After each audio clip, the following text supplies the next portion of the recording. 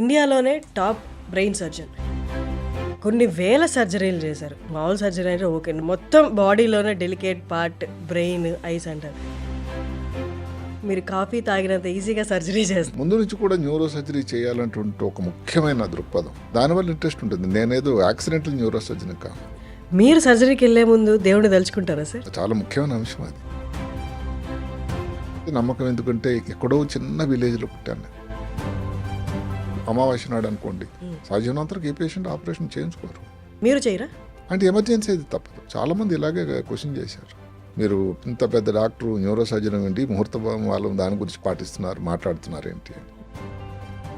మీరు 70 ప్రాంతంలో అక్కడి నుంచి వచ్చి ఏదో ఒక డాక్టర్ అయిపోవడమే చాలా గొప్ప విషయం. అప్పుడు అలా కాకుండా దీంట్లోనే టాప్ మోస్ట్ ఏదైతే ఉందో న్యూరో సర్జన్ అవ్వడం అనేది ఇంకో వేరే లెవెల్. శ్రీకాకుళంకి దగ్గర 5 కిలోమీటర్ దూరంలో మాకు చిన్న గ్రామం, పల్లె, విద్యుత్ లేదు.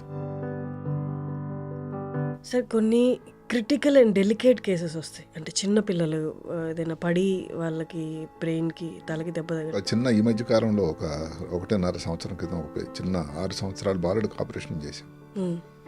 6 అంతస్తు నుంచి పడిపోయాడు.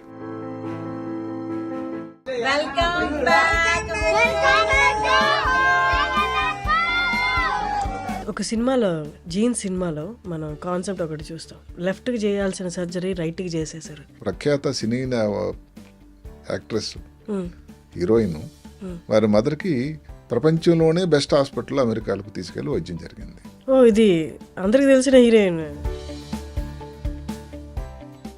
ప్రజల్లో కొంతవరకు అవగాహన ఏంటంటే డాక్టర్లు వైట్ కాలర్ జాబ్ అని, తర్వాత డాక్టర్లు ఊరికే వస్తాయి పైసలన్నీ.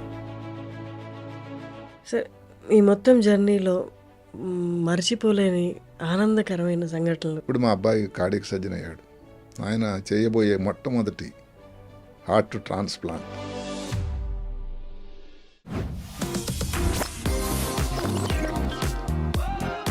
Hello yes, welcome to talk show with Harshini. Welcome to iDream media. ఇండియాలోనే టాప్ బ్రెయిన్ సర్జన్, కొన్ని వేలకు పైగా సర్జరీస్ చేశారు. డాక్టర్ రంగనాథం గారి వాళ్ళు మనతో ఉన్నారు. నమస్తే సార్. నమస్తే సార్, చాలా రోజుల తర్వాత మిమ్మల్ని కలుస్తున్నాను. I'm so happy to meet you. Same year. So ఇది డిఫరెంట్, కొంచెం స్లైట్లీ డిఫరెంట్ కాన్సెప్ట్. బిఫోర్ మనం చేసిన proper interview, this kind of bit more casual అనమాట.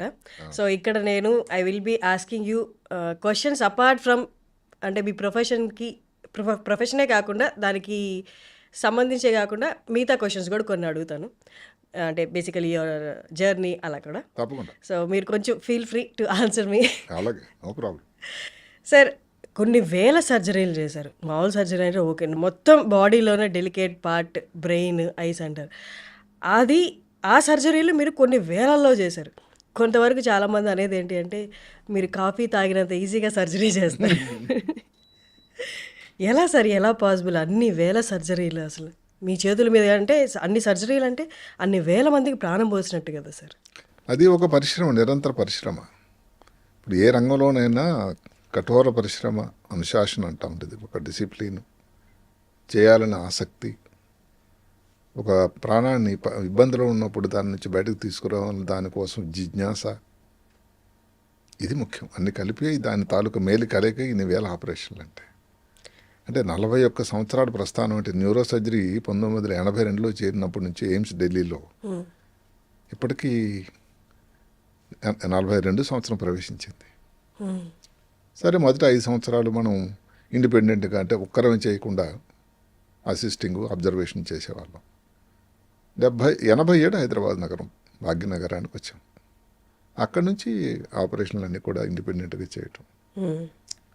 సో అది ఆ గొప్ప ప్రస్థానం. ఎందుకంటే ముందు నుంచి కూడా న్యూరో సర్జరీ చేయాలంటుంటే ఒక ముఖ్యమైన దృక్పథం, దానివల్ల ఇంట్రెస్ట్ ఉంటుంది. నేనేదో యాక్సిడెంటల్ న్యూరో సర్జన్ కాను, చేయాలని పట్టుదలతో చేసినటువంటి. అక్కడ 2 మాటలు ఉంటాయి. వచ్చినట్టయితే ఏదో కొంతవరకు అంత ఇంట్రెస్ట్ ఉండకపోవచ్చు, ఇంకెవరో చెప్పొచ్చు కారణం. చెయ్యాలని ఈ మాట ఎప్పుడో కాదు, 79-80 ప్రాంతంలోనే మెదడులో ప్రవేశించింది. సో అప్పటి నుంచి ఇంకా న్యూరో సర్జరీ చేయాలి అని ఒక ఆలోచన ఇంకా దృఢమైపోయి రోజు రోజుకు ద్విగుణీకృతమై మీ ముందు ఈ విధంగా ఉన్నాను. Sir, to be precise number చెప్పగలరా ఎగ్జాక్ట్లీ ఇన్ని సర్జరీస్ అని? అంటే ఇందులో ఎలా ఉంటుందంటే మనం ఆపరేషన్ చేసినవి ఒకటే అన్నది ప్రోగ్రాంలో లెక్క చెప్పడం అనేది అంత సభా మర్యాద కాదు అని మా గురువుగారు చెప్పేవాళ్ళు. డెఫినెట్గా మీరు ముందు అన్నట్టుగా వేలాది ఆపరేషన్ ఇప్పుడు 37 సంవత్సరాల పోనీ ఇండిపెండెంట్గా తీసుకున్నా కూడా ఇందులో ఎలా ఉంటుందంటే చాలా ఆపరేషన్లు ఇండిపెండెంట్గా చేయడం, వెన్నుపోమ మీద చేసే ఆపరేషన్ స్పైన్ మీద కొన్ని ఉంటాయి, మెదడు మీద చేసేవి ఉంటాయి. ఇవన్నీ కలిపి కంపారేటివ్గా మెదడు మీద చేసేవి చిన్న కంపారేటివ్గా 1 hour ప్రొసీజర్ ఉంటుంది. 6-7 గంటలు 8 గంటలు 10 గంటల ఆపరేషన్లు ఉంటాయి. వీటన్నిటిని కలిపి డెఫినెట్గా చాలా ఎక్కువ సంఖ్య అని చెప్పాలి. ఆ విధంగా చెప్పుకుందాం. సార్, ఇన్ని సర్జరీలు చేయడం, ఇంతమంది ప్రాణాలను నిలబెట్టడం అనేది చాలామంది ఇది దేవుడిచ్చిన వరంలా చూస్తారు. మామూలుగా మన నార్మల్ లైఫ్లో మాట్లాడాలి అంటే మీరు సర్జరీకి వెళ్ళే ముందు దేవుడిని తలుచుకుంటారా సార్? తప్పకుండా. అది చాలా ముఖ్యమైన అంశం అది. నేను అందుకని చాలాసార్లు ఎన్ని ప్రోగ్రాంలో కూడా దేవుడు దేవుడు అంటే మా డాక్టర్లు కొంతమంది ఏంటంటే అందరూ కాదు, ఈ మధ్య ఆలోచన మారింది. కొంతమంది అడుగుతుంటారు, మనమే పేషెంట్లకు ప్రాణం ఇస్తున్నాం, అదే కాకుండా ఇంకా మెటీరియలిస్టిక్గా ఆలోచన ఏంటి అని సార్ అని కొంతమంది. డాక్టర్గా మీరు ఉండే అందులో మెదడు మీద ఆపరేషన్ చేస్తూ, మెదడు అంటే శరీరంలో అన్ని అవయవాలకి హెడ్ క్వార్టర్స్ అది. మీరు ఎందుకు దేవుడిని నమ్ముతారు అని అడిగేవారు. నేనేంటంటే నమ్మకం ఎందుకంటే ఎక్కడో చిన్న విలేజ్లో పుట్టాను నేను, ఎక్కడో శ్రీకాకుళం జిల్లా, తెలుగు మీడియంలో చదువుకున్నాను. ఎందుకంటే ఎప్పుడు కూడా నా మూలాలు కానీ ఉనికిని కానీ నేను మర్చిపోలేను. అక్కడ నుంచి ఇంత రీజనబుల్లీ పేరుగాంచిన న్యూరో సర్జన్గా రావడం అంటే అది భగవత్ కృప తప్ప. ఇప్పుడు మా నాన్న డాక్టర్ కాదు, మా ఇంటి దగ్గర ఎవరు బంధువులు కానీ చుట్టాలు కానీ డాక్టర్లు కారు. మీరొక్కరే మీ ఇంటి నుండి న్యూరో సర్జన్ సరే. మరి అలాంటప్పుడు ఇలా రావడం అంటే నేను ఎందుకు అనంటే భగవత్తును అండి. అందులో బ్రెయిన్ ఆపరేషన్లు దాని తాలూకా ఇబ్బందులు నాకు బాగా తెలుసు. ఎంత బాగా చేశామని ఏదో ఓవర్ కాన్ఫిడెన్స్తో వెళ్ళామంటే పేషెంట్కి ఇబ్బంది వచ్చే అవకాశం ఉంటుంది. అందుకని తెల్లవారు లేచి ఒకసారి భగవంతుడు ఇన్ని ఆపరేషన్లు నా చేతి నుంచి బాగా చేయించావు, ఈరోజు చేయబోయే ఈ వ్యక్తికి కూడా ఆపరేషన్ అంత సవ్యంగా జరిగేటట్టు చేసి స్వామి అని ఇది నిజంగా అధార్థంగా చెప్తున్నా అందరికి ముఖ్యంగా. ఏంటంటే దానివల్ల ఏమాత్రం 1% 3% నాకు తెలియదు, పేషెంట్కి ఉపయోగకరం అన్నట్టయితే అది వర్త్, అది నేను నమ్ముతాను. ఇన్ కేసు స్పృహలో ఉన్న పేషెంట్ అయితే దేవుడికి దండం పెట్టుకోండి అని మీరేమైనా వాళ్ళకి కూడా సజెషన్ ఇస్తారు? నేను చెప్తాను వాళ్ళకి. సరే కదా, అసలు ఇప్పుడు ఆపరేషన్ పోస్ట్ చేసేటప్పుడు ఏవో సింపుల్గా కొన్ని ఏదో మంచి అమావాస్య నాడు అనుకోండి, సాధ్యమైనంతవరకు ఏ పేషెంట్ ఆపరేషన్ చేయించుకోరు. మీరు చేయరా?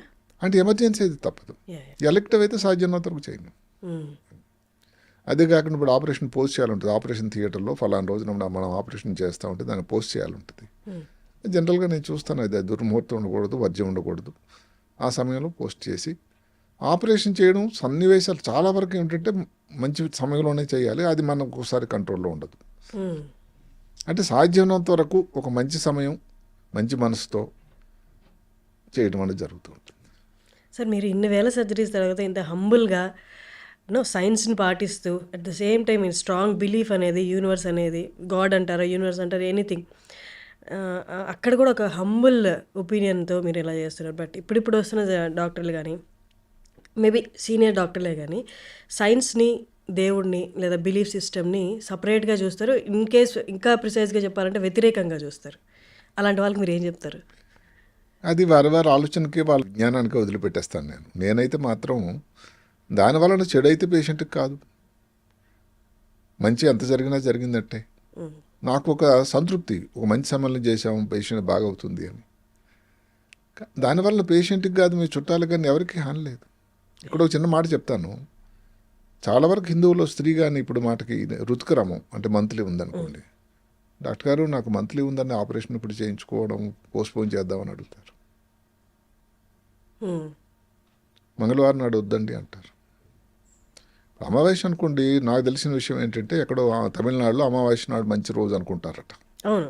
అది వాళ్ళ పద్ధతి, వాళ్ళ తాలూకా ఆచారం. ఇట్లా ప్రాంతాన్ని బట్టి మారుతూ ఉంటుంది, మా వ్యక్తుల తాలూకా ఆలోచన బట్టి కూడా మారుతూ ఉంటుంది. ఒకసారి ఇప్పుడు ఒక ఛానల్లోనే ఒక ప్రోగ్రాం చేశాం, మా సిద్ధాంత్ గారు నేను కలిసి,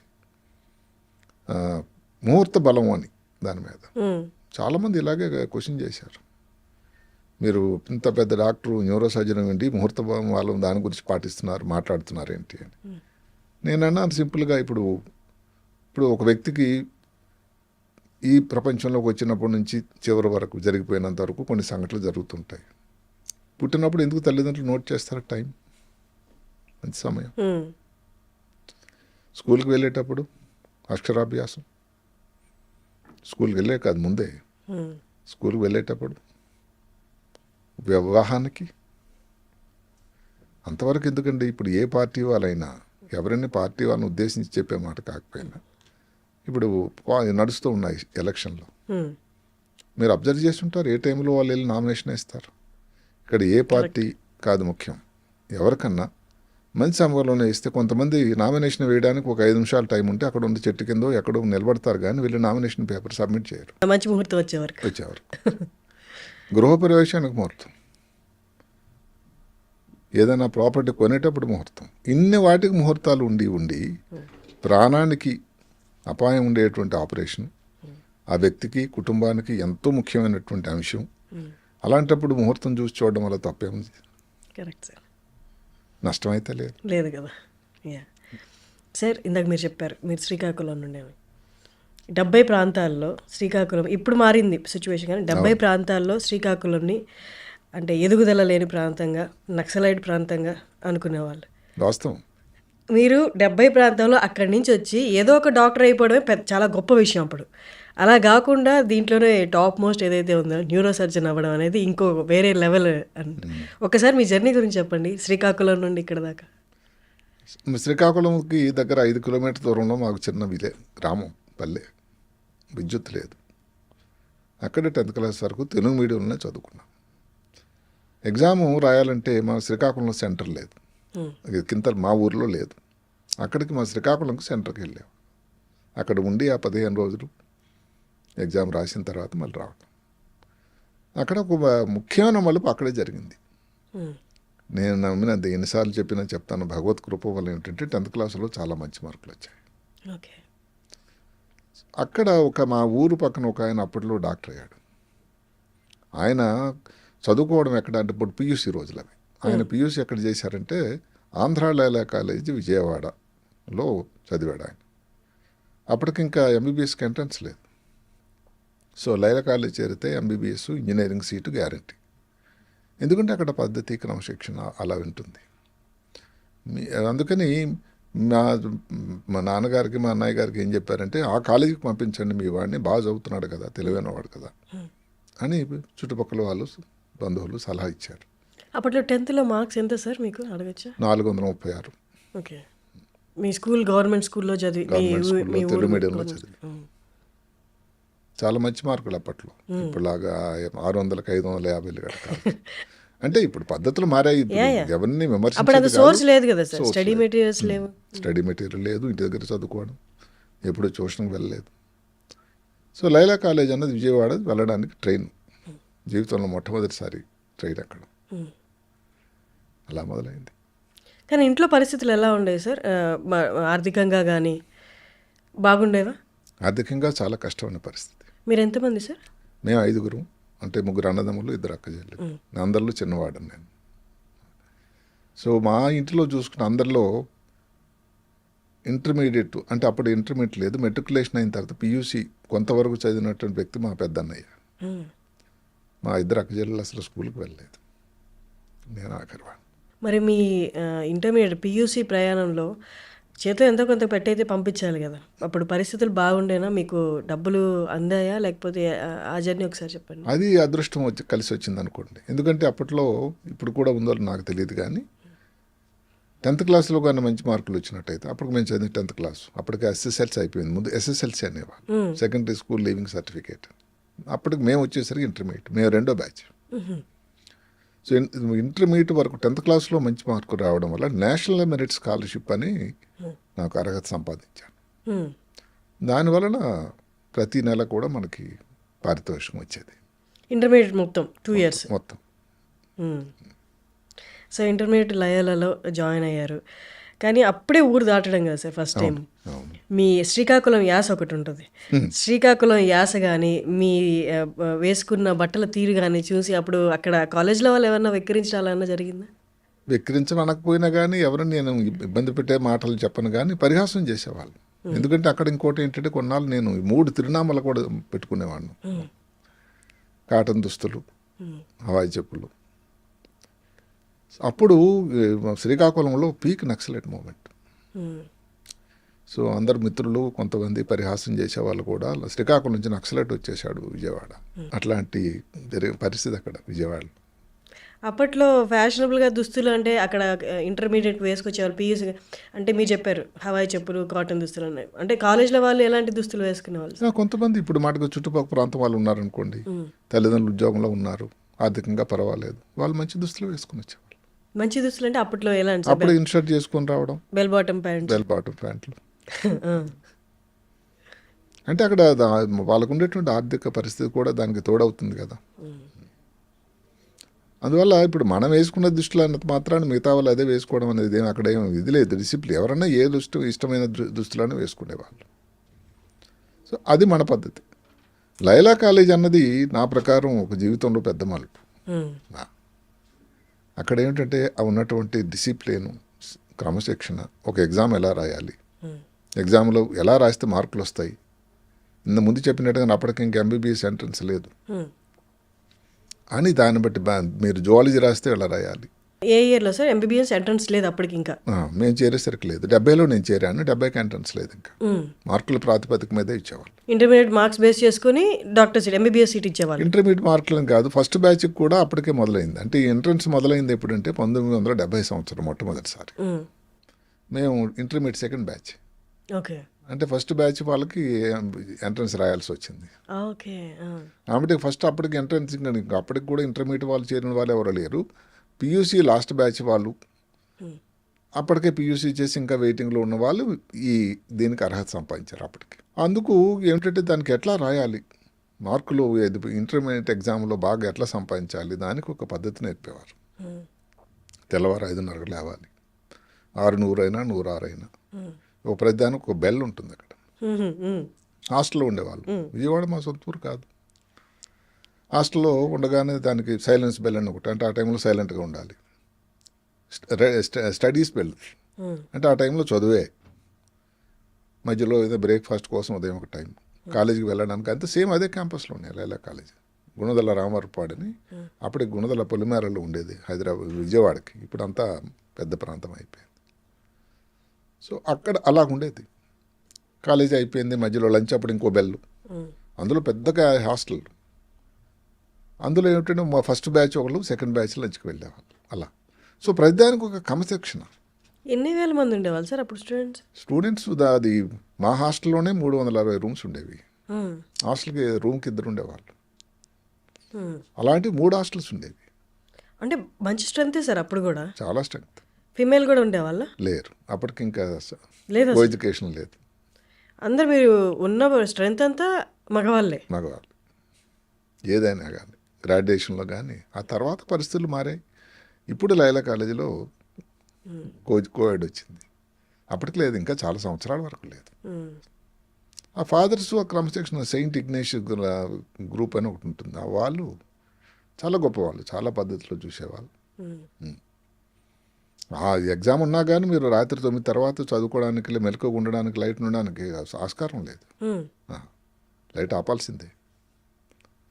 అంటే ఏమిటి, పగలు ఈ టైంలో కూడా వేస్ట్ చేయకుండా చదువుతూ రాత్రి అనేది నిద్రపోతే ఆరోగ్యం బాగా ఉండి ఎగ్జామ్లో బాగా పెర్ఫార్మెన్స్ బాగుంటుందని అప్పట్లోనే వారికి అవగాహన ఉంది. కానీ మీ యాక్చువల్ ప్రపంచం చూడడం, మీ మైండ్ మౌల్డింగ్ కానీ మీ ఆలోచన తీరు మారడం అనేది లయోలోనే జరిగింది. 100%. డైరెక్ట్ ఊరు నుండి అక్కడ నుంచి ఎంబీబీఎస్, ఇది వేరే ప్రపంచం. కానీ ఈ చేంజ్ అనేది చాలా కష్టమైన చేంజ్. అంటే విలేజ్ వాతావరణంలో పెరిగిన నాకు ఇప్పుడు తెల్లవారు లేవగానే మీ బెడ్షీట్లు అవన్నీ చక్కగా శుభ్రంగా బెడ్ అంతా ఉండాలి, పుస్తకాలన్నీ సరిగ్గా లైన్లో ఉండాలి, పుస్తకాలన్నిటికీ కవర్ వేసుకుని వెళ్ళాలి, దాని మీద లేబుల్ రాసుకోవాలి పేరు. అంటే ఒక పద్ధతిని అప్పట్లో నేర్పారు అన్నీ. ఆ చేంజ్ భయమే లేదా సార్? అప్పుడు దాకా ప్రశాంతంగా ఊర్లో ఉన్నది. అంటే నాకైతే అది ఒకటే ఏంటి, ఎంబీబీఎస్ ఎలాగైనా సీట్ సంపాదించాలి, ఇంటర్మీడియట్గా బాగా చదవాలి, ఇంకా తదేక ధ్యానం, ఇంకొక ధ్యాసే లేదు. అక్కడ ఉండగానే సంవత్సరానికి ఒక సినిమా చూశాను, నమ్ముతారా? ఇప్పుడు అక్కడ ఏంటంటే చుట్టుపక్కల వాళ్ళు ఇప్పుడు మన కృష్ణా జిల్లా వాళ్ళు, గుంటూరు వాళ్ళు, వాళ్ళ తల్లిదండ్రులు ఏదో ఒక ఉగాది వచ్చిందనుకోండి తీసుకుపోయే పిల్లల్ని, దీపావళి వచ్చిందనుకోండి, మేమేంటి క్వార్టర్లో, హాఫ్ ఇయర్లీ, యాన్యువల్ సెలవులకే రాగలం, దూరం కదా విజయవాడ. అందువల్ల అప్పుడు బాధ అనిపించేది, వెళ్తే బాగుండేది, సంతోషం, అందరూ తల్లిదండ్రులు వెళ్తున్నారని. అయితే అది వెళ్ళడం అనేది అంత సింపుల్ కాదు కదా. అందువల్ల ఇంకొక డిస్ట్రాక్షన్ లేదు ఆ సమయంలో. కానీ ర్యాగింగ్ ఉండేదా సార్ అప్పుడు? లేదు, హాస్టల్లో లేదు ర్యాగింగ్. అంటే చిన్నపిల్లలు అందరూ ఇప్పుడు ర్యాగింగ్ అనే ఇటువంటి ఈ ఇబ్బంది తర్వాత ఎంబీబీఎస్లో చేరింది అది. అసలు రూల్ ఏమిటంటే మామూలు కాలేజీలో అసలు ర్యాగింగ్ ఆ సమయంలో లేదు, ఎంబీబీఎస్ నుంచి మొదలవుతుంది ఆ వ్యవహారం. అందులోనే first year, second year. So అప్పుడు మార్క్స్ ఎంత సార్? అప్పుడు ఎగ్జాక్ట్గా చెప్పడం కష్టం, కానీ మంచి ఫస్ట్ క్లాస్లోనే మంచి మార్కులు వచ్చాయి. సో దాని బేస్డ్ తర్వాత మళ్ళీ ఎంట్రన్స్ కంబైన్ కన్సిడర్ చేశారా? అవును, ఎంబీబీఎస్కి. ఇక్కడ చిన్న మాట చెప్పుకోవాల్సింది ఏంటంటే ఇంటర్మీడియట్ కూడా తెలుగు మీడియం చదివాను. ఓ అవునా, ఓకే. అంటే దానికి లైలా కాలేజీలో ఆ సమయంలో 2 సెక్షన్లు ఉండేవి, తెలుగు మీడియం ఒక సెక్షన్, ఒకటి ఇంగ్లీష్ మీడియం సెక్షన్ ఒకటి బైపీసీకి, అలాగే ఎంపీసీకి తెలుగు మీడియం అలా. దానికి కారణం ఏమిటి, అప్పుడు ఉన్నటువంటి ఒక రూల్ ఏమిటంటే 10th క్లాస్ ఎవరైతే ఇంగ్లీష్ మీడియం చదువుతారో వాళ్ళకి ఇంగ్లీష్ మీడియం సెక్షన్కి అర్హత ఉంది. ఓకే. తెలుగు మీడియంలో చదివితే తెలుగు మీడియంనే మీకు ఎన్ని మార్కులు 10th క్లాసులో ఇంగ్లీష్లో వచ్చాయి కాదు ప్రాతిపదిక. అలా మరి తెలుగు మీడియం చేరాల్సి వచ్చింది. తెలుగు అకాడమీ నుంచి ఇంత పెద్ద పుస్తకాలు ఉండేవి. అంటే ఒక్కొక్క సబ్జెక్టుకి ఉష్ణం అని ఫిజిక్స్లో ఉంటుంది, ఉష్ణం అని, కాంతి అని అంటే లైట్, హీట్, దానికోసం ఒక బుక్. ఎందుకంటే ఇంగ్లీష్ నుంచి తెలుగులో అనువాదం చేసేసరికి సమాచారం ఎక్కువైపోయేది కదా. అది ఎగ్జామ్ ఏదైతే ఎంట్రన్స్ ఎగ్జామినేషన్ 72లో రాసామో అది మళ్ళీ ఇంగ్లీష్లో, అప్పటికి ఇంక తెలుగులో అనువాదం రాలేదు. దానికోసం ఏమిటి 2 విషయాలుగా ముందు నుంచి మా లైలా కాలేజీ వాళ్ళు మాకు ట్రైనింగ్ ఇచ్చేవాళ్ళు. ఎంట్రన్స్ అన్నది ఇంగ్లీష్ మీడియంలోనే ఉంది, అందుకని తెలుగు మీడియం పుస్తకాలు చదువుతూ ఇంగ్లీష్ మీడియం పుస్తకాలు కూడా చదవాల్సి వచ్చేది. అప్పుడు డబుల్ వర్క్ కదా సార్? డబుల్ వర్కే. అక్కడ మ్యాక్సిమం ఏంటంటే ఎగ్జామ్లో కొన్ని పదాలకి ఏదైనా మనకు కాంప్లికేటెడ్గా అనిపిస్తూ ఉంటే తెలుగు ట్రాన్స్లేషన్ చెప్పేవాళ్ళు, అది అఫీషియల్గా గవర్నమెంట్ ఆఫ్ ఆంధ్రప్రదేశ్. ఓకే. ఎందుకంటే తెలుగు మీడియం వాళ్ళకి కొన్ని ఇంగ్లీష్ పదాలు తెలియకపోవచ్చు, ఇది ఈ ఎంట్రన్స్ టైంలో, ఎగ్జామ్ టైంలో ఇచ్చేవాళ్ళు. అదొకటే, ఎగ్జామ్ మాత్రం ఇంగ్లీష్లోనే. So from there to MBBS ఎలా సార్? ఎంబీబీఎస్ ఫస్ట్ ఇయర్ అది మా సమయంలో ఎంబీబీఎస్ అనేది అది ఒక పెద్ద బృహత్తర పథకం అది. అక్కడ 6 సంవత్సరాలు మేము చేరినప్పుడే 6 సంవత్సరాలు, first year, second year, third year. First ఇయర్లో ఇంకా కొన్ని సబ్జెక్టులు ఉండేవి, ఇంగ్లీషు, ఫిజికల్ కెమిస్ట్రీ అని. కెమిస్ట్రీ అన్నది మేము ఇంటర్మీడియట్లో చదివినా కూడా ఫిజికల్ కెమిస్ట్రీ ఉండేది, ఆ 2 పాస్ అవ్వాలి. సెకండ్ ఇయర్ అన్నది 6 మాసాల కోర్సు, అది ఆర్గానిక్ కెమిస్ట్రీ అని ఒకటి ఉండేది, అది ఇంకా కష్టమైన సబ్జెక్ట్ అండి. ఆ తర్వాత ఏదైతే మెయిన్ ఈ రోజుల్లో పిల్లలు చేరగానే ఫస్ట్ ఇయర్ నుంచి చదువుతున్నారో ఎనాటమీ, ఫిజియాలజీ, బయోకెమిస్ట్రీ అన్నటువంటి విషయాల మీద మొదలవుతుంది బోధన. అప్పుడు దగ్గర 2.5 సంవత్సరాలు, 2 సంవత్సరాల తర్వాత జరిగేది ఈ విషయం. ఇంకో ముఖ్యమైన విషయం ఏంటంటే ఎంబీబీ చేరేసరికి ఆంధ్ర అజిటేషన్ ఫుల్ స్టీమ్లో ఉంది.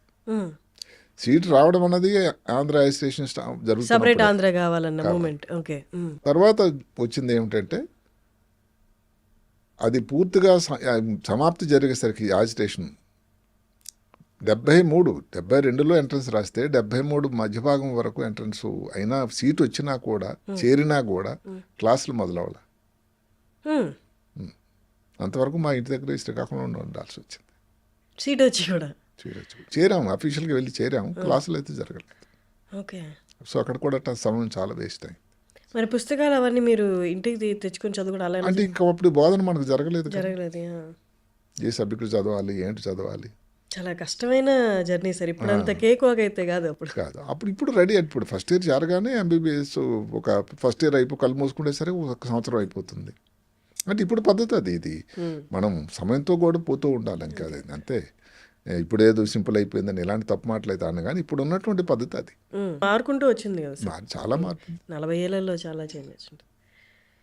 దెన్ ఎంబీబీఎస్ జర్నీ, దాని తర్వాత ఎక్కడ సార్ ఫస్ట్ మీరు ప్రాక్టీస్ స్టార్ట్ చేసింది ఎక్కడ సార్? అంటే ఎంబీబీఎస్ అనేది అయిపోయిన తర్వాత హౌస్ సర్జెన్సీ అని ఉంటుంది, అంటే ప్రాక్టికల్ ట్రైనింగ్ ఒకటి, అదొక సంవత్సరం పాటు. అది నెక్స్ట్ మెట్టు నాకు. ఎట్లా అంటే హౌస్ సర్జన్స్లో పోస్టింగ్స్ ఉంటాయి, అంటే నైట్ డ్యూటీసు, ఓటీకి వెళ్ళడం, ఆపరేషన్ థియేటర్కి వెళ్ళడం, డాక్టర్ రౌండ్స్, అంటే ఒక డాక్టర్గా పేషెంట్ చూడడం, కేస్ షీట్లు రాయడం, ఇవన్నీ అందరూ చేసేది, మనం చేసేవాళ్ళం. అందులో కొన్ని పోస్టింగ్స్ అని ఉంటాయి. ఉదాహరణకి మెడిసిన్ పోస్టింగ్ అంటే 2 నెలలు, సర్జరీ అయితే 2 నెలలు, అట్లా గైనకాలజీ అయితే 2 నెలలు, ఇంకా ముఖ్యం గైనకాలజీ ఆ రోజుల్లో. లేబర్ రూమ్ పోస్టింగ్ అని ఉండేది. అలా కొన్ని ఈ అసోసియేటెడ్ సబ్జెక్ట్స్, న్యూరో సర్జరీ అని, కార్డియక్ సర్జరీ అని, పిడియాటిక్ సర్జరీ అని ఇలా ఉంటాయి, ఆర్థోపెడిక్స్ అని. అవి 15 రోజుల పాటు. మొట్టమొదటి పోస్టింగ్ నాకు న్యూరో సర్జరీలో జరిగింది. అంటే పోస్టింగ్ అలా వచ్చింది 15 రోజులే. అక్కడ ఒక మహానుభావుడు పరిచయం అయ్యాడు నాకు. అప్పుడే చెన్నైలో చదివి న్యూరో సర్జరీ, చాలా క్వాలిఫైడ్ న్యూరో సర్జన్, ఒక యంగ్స్టర్. ఆయన అసిస్టెంట్గా చేరారు. అప్పటికి హెడ్ ఆఫ్ ది డిపార్ట్మెంట్ కూడా సిఎంసి బెంగళూరులో ఒక న్యూరో సర్జరీ చేసిన నిష్ఠాన్వితుడు. అయితే నాకు ఈయనతో కలిసిమెలిసి ఎక్కువ ఉండడం, ఆయన ఉదయం నుంచి సాయంకాలం వరకు పేషెంట్ని రౌండ్స్, ఇంకా అదే పని. సో ఆయనకి ఫాలో అవ్వడం మొదలుపెట్టాను నేను. అట్లా న్యూరో సర్జరీ మీద ఆ జిజ్ఞాస మొదలైంది. పేషెంట్ అమ్మో చాలా కాంప్లికేటెడ్ పరిస్థితి నుంచి అన్కాన్షియస్ పేషెంట్ కాన్షియస్ స్పృహలోకి వచ్చేయటం, అసలు తలకు దెబ్బ తగిలి బాగవుతాడో లేదో అనుకున్న పేషెంట్ బాగవడం, ఇలాంటివి చూసి ఇంత మంచి రిజల్ట్స్ ఉంటాయా ఈ సర్జరీలో అని ఒక ఆలోచన మొదలైంది. అది ఇంకా రోజు రోజుకు దృఢం అవడం మొదలెట్టింది.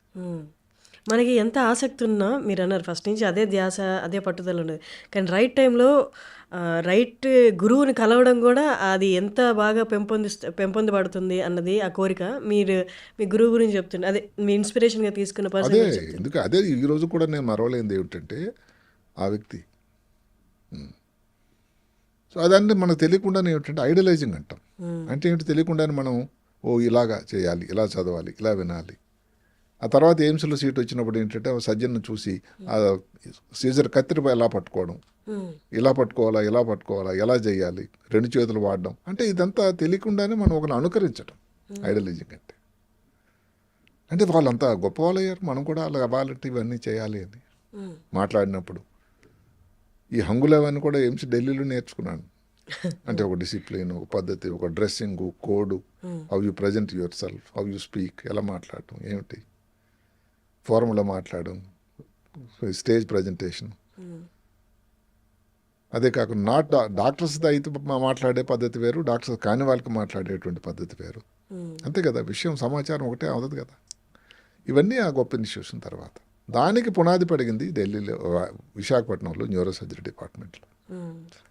అక్కడ మరి ఉండగా ఆయన 15 రోజుల తర్వాత న్యూరో సర్జరీ పోస్టింగ్ అయిపోయినా కూడా మిగతా పోస్టింగ్లు అయినప్పుడు అక్కడ డ్యూటీ అయిపోయిన తర్వాత మళ్ళీ న్యూరో సర్జరీ వాడికి వచ్చేసామండి రోజు.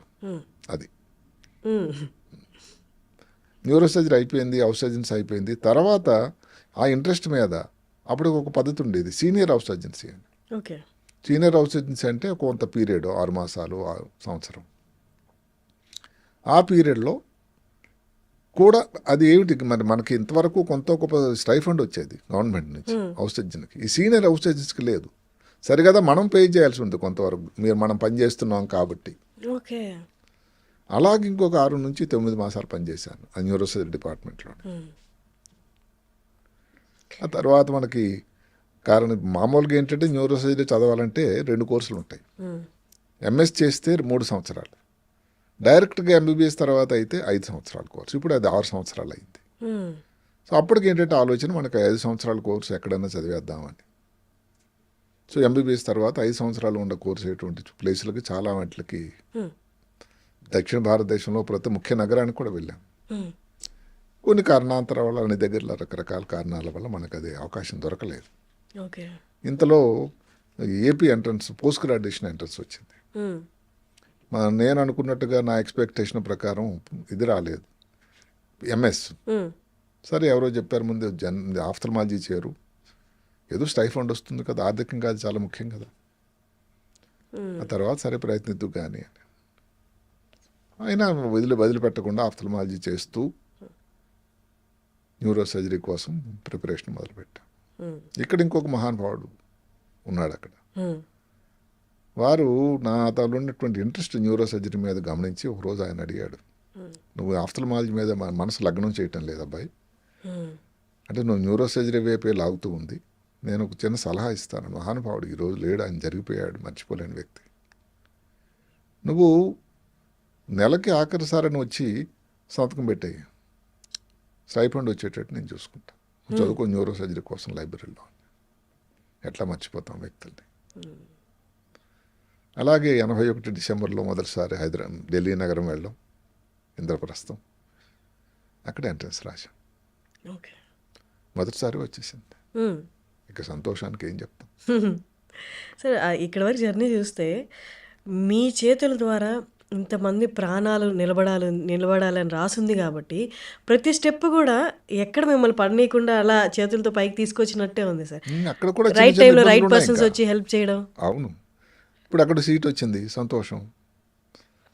ఆ సంవత్సరం వైజాగ్లోనే ఈ neurological society of India meeting అని సంవత్సరంకి ఒక నగరంలో న్యూరో సర్జరీ ఉండేటువంటి ఆ ప్రాంతంలో మీటింగ్ జరుగుతూ ఉంటాయి. అందరూ దేశంలో న్యూరో సర్జన్లు, న్యూరాలజిస్టులు అందరూ వచ్చి అక్కడ ఒక సమావేశం అనమాట, ఇయర్లీ.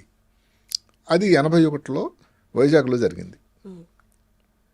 సో అక్కడ మా ఎయిమ్స్ నుంచి ఇద్దరు ముగ్గురు వచ్చారు ప్రొఫెసర్లు అక్కడికి, ఆ మీటింగ్కి.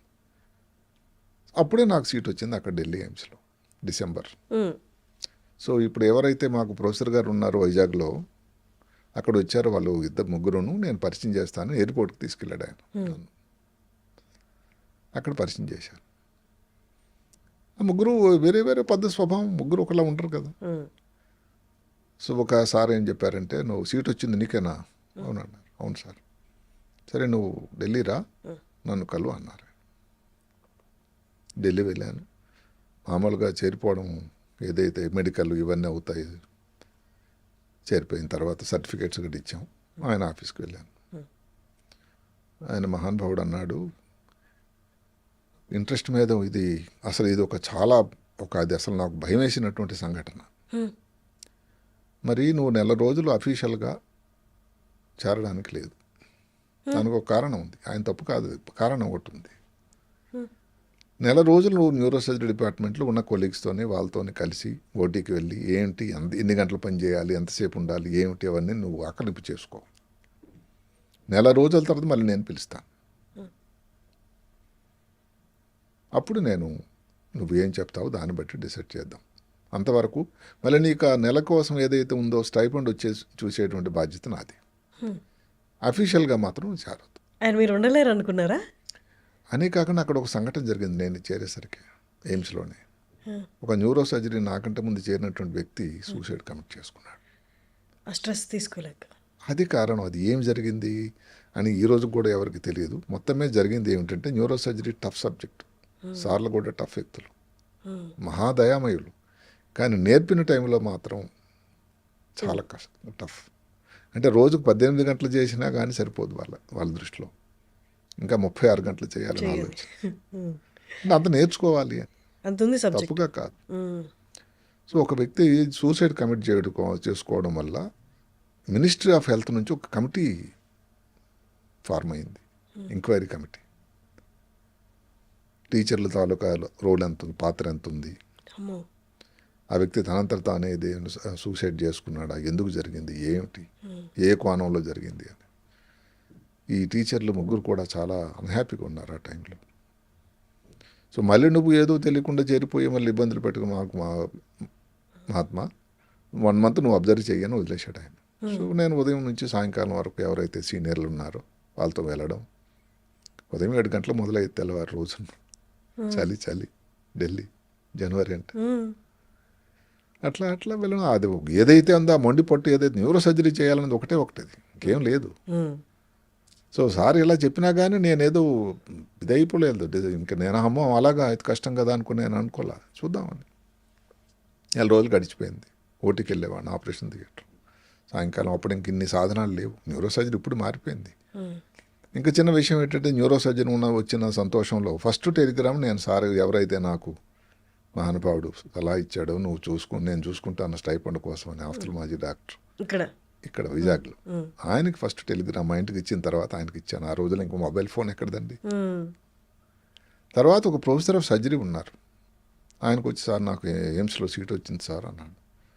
నేను అనుకున్నా ఆయన అవునా అనుకుని సంతోషపడతారు, శభాష్ అని అంటాడు అనుకున్నాను. ఆయన కొంచెం ఎంత తేల్చేశాడు. అంటే దానికి కారణం లేకపోలా. ఆయన అన్నాడు, న్యూరో సర్జరీ రిజల్ట్స్ అంత బాగోయ్యా, పేషెంట్ అయితే నడుచుకొని వెళ్తాడు, తిరిగి రావడం దీనిగా వస్తాడు స్ట్రెచ్చర్ మీద. అది ఇప్పటికీ ఉంది కదా సార్ అట్లా? అంటే అది కొంత చాలా తగ్గింది. ఓకే. ఎందుకంటే పరిస్థితులు చాలా మారాయి. ఇప్పుడు ఉంటే పరిస్థితులు, అప్పుడు ఉండేటటువంటి ఫెసిలిటీస్, సౌకర్యాలు, ఎక్విప్మెంట్, టెక్నాలజీ. అది ఆపరేషన్ అంటే ఇప్పుడు 4 గంటలు అయిపోయే ఆపరేషన్ అప్పుడు 8 గంటలు పట్టేది. 82 పరిస్థితి అది. ఇన్వెస్టిగేషన్స్ కూడా అలాగే ఉండేవి. అబ్బో ఇప్పుడు సిటీ స్కాను, ఎంఆర్ఐలు, పెట్ స్కాన్లు ఎన్నో వచ్చేసాయి. అసలు న్యూరో సర్జరీ ఇప్పుడు మారిపోయిందండి, పెను మార్పు. అప్పట్లో ఒక పరీక్ష చేయాలంటే అబ్బో, న్యూరో సర్జరీ డిపార్ట్మెంట్ ఎయిమ్స్లో అయితే ఒక సిటీ స్కాన్ మెషిన్ పూర్తిగా ఉత్తర భారతదేశానికి అంతగా అక్కడే వచ్చింది మొదటిసారి. దానికి ఒక పెద్ద వెయిటింగ్ లిస్టు అంటే అందరికి కావాలి కదండి. అందుకని దాన్ని ఎక్కువగానే వాడినట్టయితే సిటీ స్కాన్ మెషిన్ డ్యామేజ్ అయిపోతుందని సాయంకాలం అది తర్వాత దానికి తాళం వేయబడుతుంది. అంటే పేషెంట్ ఎవరైనా సీరియస్ పేషెంట్ వచ్చారనుకోండి, అప్పుడు ఇక్కడ మెడలో ఒక సూదేసి దానికి కొన్ని యాంజియోగ్రామ్ అని ఒక పరీక్ష ఉంటుంది. అది చేసే మాకు చేయించుకునే పేషెంట్కి, చుట్టాలకి, అందరికీ ఇబ్బంది. రాత్రి ఏదో 12 పేషెంట్ ఎక్కడి నుంచో, హర్యానా నుంచి వస్తే లేకపోతే పంజాబ్ నుంచి వస్తే ఆ ఎనస్థీషియా డాక్టర్ ఉండాలి, రేడియాలజీ డాక్టర్ ఉండాలి. ఆ టైంలో ఇంత జరిగేది సంగతి. ఇప్పుడు సిటీ స్కాన్ మెషిన్ లోపలికి వెళ్తే 3 నిమిషాల్లో ఏముంది ప్రాబ్లం. సరే ఈసారి అన్నారు అందుకని న్యూరో సర్జరీ బాగాలేవయ్యా రిజల్ట్స్, అదెందుకు చేయవు, కార్డియక్ సర్జరీ చేయాల్సింది, హ్యాపీగా ఉంటాడు పేషెంట్, గుండె పైన వాటర్ ఏదైనా ఇదే చెప్పాడు ఆయన. జరిగిపోయాడు పెద్ద మనిషి ఆయన. ఆ చిన్న ఆపరేషన్ చేస్తే అమ్మ ఆయాసం పోయింది సార్ అంటాడు. న్యూరో సర్జరీ ఆపరేషన్ జరుగుతుంది, పేషెంట్ తర్వాత మాట్లాడు చాలా రోజులు. ఆయన చాలా డిప్రెషన్గా మాట్లాడాడు. అయితే న్యూరో సర్జరీ చేయాలని మనం సార్కి నమస్కారం పెట్టేసి ఢిల్లీ వెళ్ళిపోయాను. ఆయన ఇంకా యాక్చువల్లీ ఇన్స్పైర్ చేశారు అయితే మిమ్మల్ని. ఇంకా దాన్ని దృఢత్వం చేశాడు నా తాలూకు ఏదైతే ఉందో ఆలోచన. ఢిల్లీ వెళ్ళిన తర్వాత సార్ 1 మంత్ అయిపోయింది ఇట్లా అందరిని కలిసి వెళ్ళి ఆయన ఒకరోజు పిలిచాడు మహానుభావుడు. రసగుల్లా గడి తినిపించి ఇంటికి పిలిచాడు సాయంకాలం. భయపడుతూ వెళ్ళాను. అడిగారు ఆయన, ఏం డిసైడ్ చేసావు? 2 నిమిషాలు సైలెన్స్. ఏం చెప్పాలి, ఆయన పెద్ద టైగర్ అని చాలా ప్రతీతి, అంటే చాలా టఫ్ మనిషి, కానీ మనసు అయితే నవనీతం. ఆ తర్వాత గ్రహించాను అది. మరి ఏం డిసైడ్ చేసావని హిందీలో అడిగాడు. ఏదో వచ్చారని హిందీలో చేరతాను సార్ అన్న.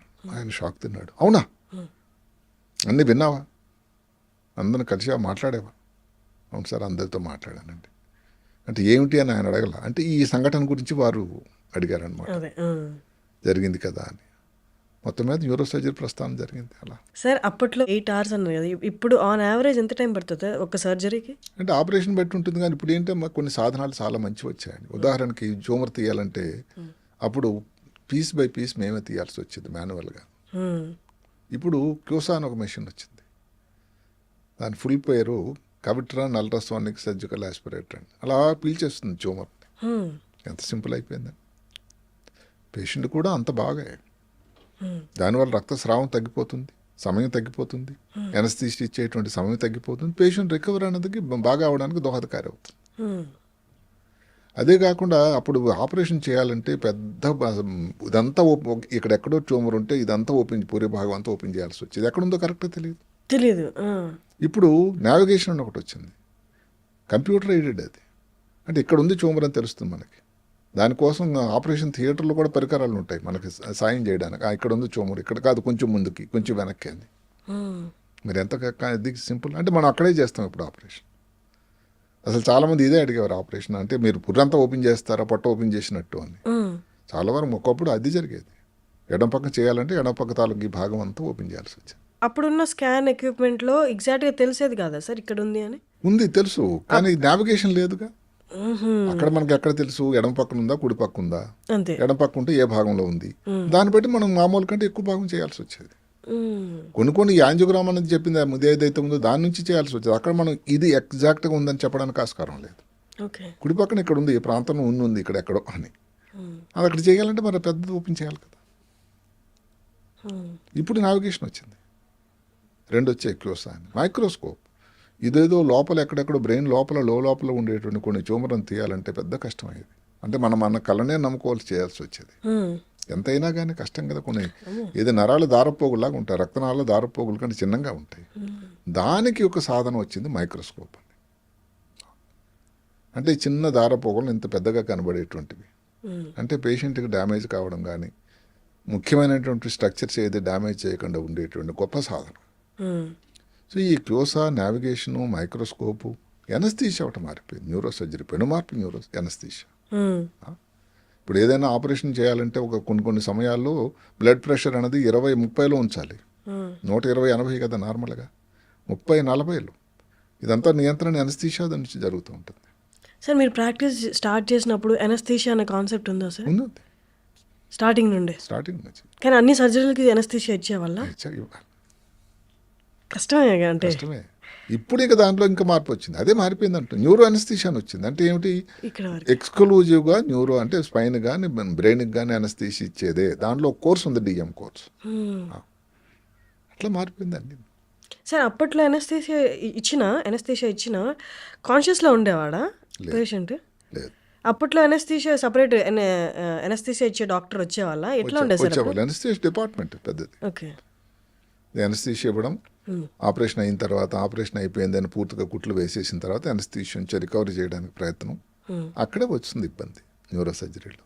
8 గంటల ఆపరేషన్ తర్వాత పేషెంట్, ఇప్పుడు ఆగస్టు నెలలో చేసాం, పర్వాలేదు, వేడిగా ఉంటుంది. జనవరిలో చేసాం, చల్లగా ఉంటుంది ఢిల్లీ. మళ్ళీ ఏసీలో ఆపరేషన్ చేయాలి, చల్లగా అయిపోతాడు పేషెంట్. సో దానికోసం 1-2 రోజులు వెంటిలేటర్ పెట్టాల్సి వచ్చేది. ఎట్లా ఉండేది రికవరీ. ఇప్పుడు వార్మర్స్ అని వచ్చాయి. పేషెంట్కి ఆపరేషన్ చేస్తున్నప్పుడు అంత సమయం కూడా పేషెంట్ వేడిగా ఉంచేటువంటి సాధనాలు ఉన్నాయి. అదే కాకుండా ఆపరేషన్ టైంలో కూడా థర్మామీటర్ టెంపరేచర్ రికార్డింగ్ ఉంటుంది, బీపీ రికార్డింగ్ కోసం సాధనాలు వచ్చాయి. ఇప్పుడు చాలా మారిపోయినాయి. అందువల్ల న్యూరో సర్జరీ ఇప్పుడు సులభతరం అనగానే సేఫ్ అయింది తప్పకుండా. అప్పుడు ఏదైతే మార్టాలిటీ అంటే ఏదైతే ప్రాణ ప్రమాదం, ఒక ఆపరేషన్ చేస్తే 20% ఉండేదనుకోండి, ఇప్పుడు 5-10%. అంటే రిస్క్ లేనిది ఇప్పుడు కూడా లేదు. బ్రెయిన్ అనేది అలాంటిది స్ట్రక్చర్, కానీ రిస్క్ అనేది చాలా తగ్గిందని చెప్పాలి. సరే, మీరు ప్రొఫెషనే దాన్ని చూసుకోవడానికి ఇందాక మీరు అన్నట్టు 24 గంటలు సరిపోయారు, 36 గంటలు అంటారు. ఆ మధ్యలో పెళ్ళికి మళ్ళీ భాగస్వామికి, జీవిత భాగస్వామికి టైం ఇవ్వడం, ఇవంతా కష్టం అనిపించలేదు సార్? ఎలా జరిగింది పెళ్ళి? ఎలా జరిగింది పెళ్ళి? మరి ఇంటి దగ్గర నుంచి 82లో చేరిన తర్వాత 83లో మ్యారేజ్ చేయడానికి మా విలేజ్ నుంచే చూడడం జరిగింది. మ్యారేజ్ అయింది. అక్కడ మళ్ళీ చిక్కు వచ్చింది. ఇప్పుడు ఎలా చెప్పాలి, ఇప్పుడు ఒక వారమైన లీవ్ కావాలి కదా. ఇప్పుడు ఈ సార్ దగ్గరికి వెళ్తే ఆయన ఎప్పుడు కోపడతాడో, ఏమంటాడో, ఇస్తాడో లేదో అని మొత్తం మీద ధైర్యాన్ని అంతా కూడబెట్టుకుని వెళ్ళాను నేను. ఏది ఇన్విటేషన్ కార్డు ఇవ్వడానికి ఇలా చూసి చాలా కోపం, ఓ నువ్వు కూడా పెళ్లి చేసుకుంటున్నావు అన్నాడు.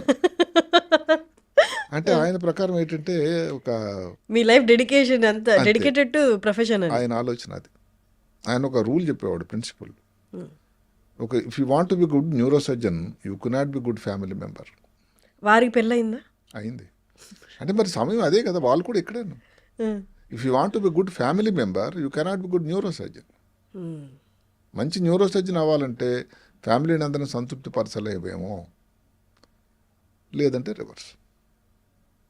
అందరినీ సంతోషపడి సాయంకాలం హోటల్ తీసుకెళ్ళి హ్యాపీగా ఉండేటట్టయితే నువ్వు అంత గొప్ప న్యూరో సర్జన్ కావు అని ఆ రోజుల్లో. ఎందుకంటే అప్పుడు సమయం అంత కేటాయించాల్సి వచ్చేది కదా. పరిస్థితులు మారాయి ఇప్పుడు అనుకోండి. న్యూరో సర్జరీ చేసేవాళ్ళు ఎక్కువ వచ్చారు, అసిస్టెంట్లు వచ్చారు, ఇవి సౌకర్యాలు ఎక్కువ వచ్చాయి, క్వాలిఫైడ్ సిస్టర్స్ ఉన్నారు, ముందు చెప్పిన పరికరాలన్నీ ఉన్నాయి. సో 8 గంటల ఆపరేషన్ అనేది సులభతరం అయిపోయింది, 4 గంటలు అయిపోతుంది. 4 గంటల తర్వాత ప్లాన్ చేయొచ్చు.